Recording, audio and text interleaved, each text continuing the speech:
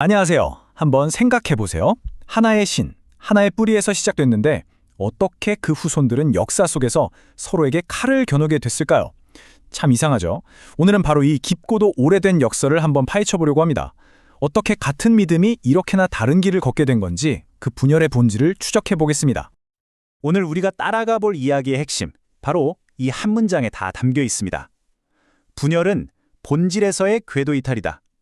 이 관점이 오늘 우리가 나누는 모든 이야기의 시작점이자 또 종착점이 될 겁니다. 자, 그럼 이 문제를 하나의 거대한 콩가루 집안 이야기처럼 한번 풀어가 볼까요?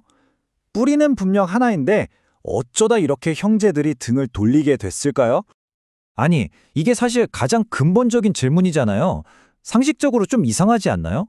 다들 똑같은 신을 믿는다면서요. 야훼, 하느님, 알라, 이름만 다르게 부를 뿐인데 왜 그렇게 서로 미워하고 싸워야만 했을까요? 보세요.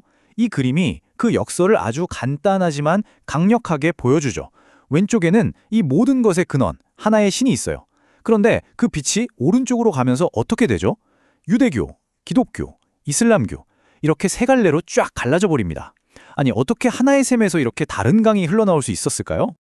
그럼 이 종교들이 진짜 아무 상관없이 따로따로 생겨난 걸까요? 천만에요. 자세히 들여다보면요, 서로에게서 들려오는 메아리가 있습니다. 특히 가장 늦게 등장한 이슬람교가 그 앞선 두 형님, 유대교와 기독교랑 얼마나 깊이 연결되어 있는지 한번 따라가 보시죠. 이 부분이 정말 재밌는 지점이에요. 이슬람교는 스스로를 짠! 새로운 종교입니다 라고 말하지 않았다는 거예요. 그게 아니라 어이구, 형님들이 계시를 받긴 했는데 세월이 흐르면서 사람들이 그걸 좀 왜곡했네요. 우리가 바로 그 최종 업데이트, 완성판입니다 라고 생각했다는 거죠. 그러니까 단절이 아니라 일종의 계보를 잇는 완성이라는 개념인 겁니다. 구체적으로 보면 유대교의 영향은 말할 것도 없죠. 절대적인 유일신 사상, 이거야말로 유대교의 핵심이잖아요. 그리고 음식 규정, 할랄 푸드 같은 거요. 또 라마단 금식 같은 율법 중심의 전통도 그렇고, 심지어 아브라함, 모세, 이런 핵심 인물들의 이야기는 거의 그대로 가져왔다고 봐도 될 정도예요. 기독교의 흔적도 아주 선명해요. 이슬람의 경전 쿠란에 보면 예수가 이사라는 이름으로 나오는데 아주 중요한 예언자로 존중받거든요. 마리아가 처녀의 몸으로 예수를 낳았다는 이야기도 똑같이 나오고요. 그리고 최후의 심판, 천국과 지옥 같은 이런 세상의 끝에 대한 그림도 기독교랑 굉장히 비슷하죠. 자, 그럼 이제 진짜 궁금해지는 거죠. 아니, 이렇게나 비슷한 점이 많은데 대체 뭐가 문제였길래 이 지경까지 온 걸까요? 이제 이야기의 핵심으로 들어갑니다. 바로 본질에서 벗어난 그 순간으로요. 이 분석 자료는 아주 그냥 돌직구를 날립니다. 분열은 쓰잘데기 없는 것에 집착하면서 시작됐다는 거예요. 와, 표현이 아주 직설적이죠? 그러니까 진짜 중요한 본질을 찾는 게 아니라 누가 맞네 틀리네, 이 해석이 맞네 저 해석이 맞네, 이런 자잘한 걸로 싸우다가 다 갈라졌다는 겁니다. 여기에 표를 좀 보세요. 그 쓰잘데기 없는 논쟁들이 뭔지 딱 보여주죠. 예를 들어 예수가 누구냐? 유대교랑 기독교는 메시아냐 아니냐로 싸웠고, 기독교랑 이슬람교는 신이냐 예언자냐로 싸웠어요. 구원은 어떻게 받냐? 마지막 예언자는 누구냐? 삼위의 체는 또 뭐냐? 이 분석에 따르면요, 이런 것들은 전부 인간이 만들어낸 형식 싸움일 뿐 존재의 진짜 본질과는 아무 상관이 없었다는 거예요. 바로 여기서 분열에 싹이 튼 거죠. 자, 여기서 한 발짝만 더 들어가 볼게요. 그럼 이 모든 싸움의 근거가 된 계시라는 건 대체 뭘까요? 그냥 하늘에서 뚝 떨어진 메시지일까요? 이 분석은 바로 그 계시라는 개념 자체에 아주 도발적인 질문을 던집니다. 보통 우리가 계시라고 하면 이런 걸 떠올리죠. 저 바깥에 있는 신이 어떤 사람을 딱 찍어서 내가 너에게 진리를 알려주마 하고 목소리나 글자로 메시지를 보내주는 거예요. 아주 객관적인 사실처럼요.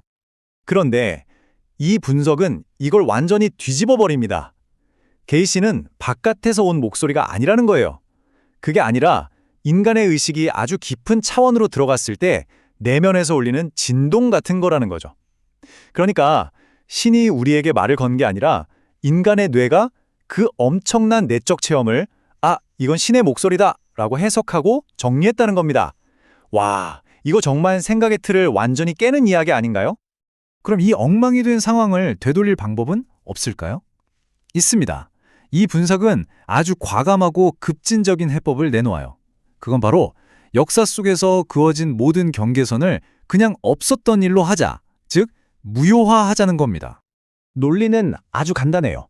본질에서 멀어지면서 분열의 역사가 시작됐다면 다시 본질로 돌아가려면 어떻게 해야 할까요? 그렇죠. 그 분열의 역사를 거꾸로 되감아야 한다는 겁니다. 이 무효화라는 게 그냥 말로만 하는 게 아니고요. 구체적인 단계가 있어요. 첫째, 우리를 갈라놓았던 그 사소한 논쟁들이 뭔지 정확히 찾아내고요. 둘째, 자, 이 논쟁들은 이제부터 아무 의미 없습니다. 무효입니다. 라고 선언해버리는 겁니다. 그리고 마지막으로 내 길도 맞고 내 길도 맞다. 다들 진리를 향해 가는 과정일 뿐이다. 라고 서로를 전부 인정하고 껴안는 거죠. 자, 이제 거의 다 왔습니다. 마지막 결론을 향해 달려가 볼게요. 우리가 지금까지 이야기한 것처럼 이 모든 껍데기들을 하나씩 벗겨내고 나면 과연 정말 마지막에 남는 건 뭘까요? 자, 이제부터 하나씩 걷어내 봅시다. 먼저 인간이 만든 복잡한 교리들을 싹 걷어냅니다. 그다음 수천 년 동안 서로를 핥히었던 모든 논쟁들, 이것도 치워버립니다. 그리고 마지막으로 종교라는 이름으로 쌓아올린 거대한 제도와 권위의 벽까지 전부 허물어버리는 거죠. 자, 이제 아무것도 남지 않았습니다. 정말로 무엇이 남았을까요? 바로 이겁니다. 놀랍게도 그 모든 껍데기를 벗겨내고 나니까요. 각 종교의 가장 깊은 곳에 있는 핵심이 결국 같은 곳을 가리키고 있었다는 거예요. 유대교의 핵심인 쉐마는 하나의 현존을 들어라는 뜻이고요. 기독교의 아가페는 경계 없는 사랑의 상태를 말하죠. 이슬람교의 원래 뜻인 이슬람은 나 자신을 내려놓고 거대한 흐름에 몸을 맡기는 겁니다. 보세요. 자각, 사랑, 순응, 전부 다른 말처럼 들리지만 결국 나라는 경계가 사라진 하나됨의 상태를 이야기하고 있는 거잖아요. 오늘의 이야기는 우리에게 이 마지막 질문을 던집니다. 어쩌면 진리라는 게 우리가 머리로 이해하고 믿습니다 라고 외쳐야 하는 어떤 대상이 아니라 우리 존재 자체가 되어야 하는 어떤 상태, 어떤 모습이 아닐까요? 이 질문을 여러분께 남겨드리면서 오늘 설명은 여기서 마치겠습니다.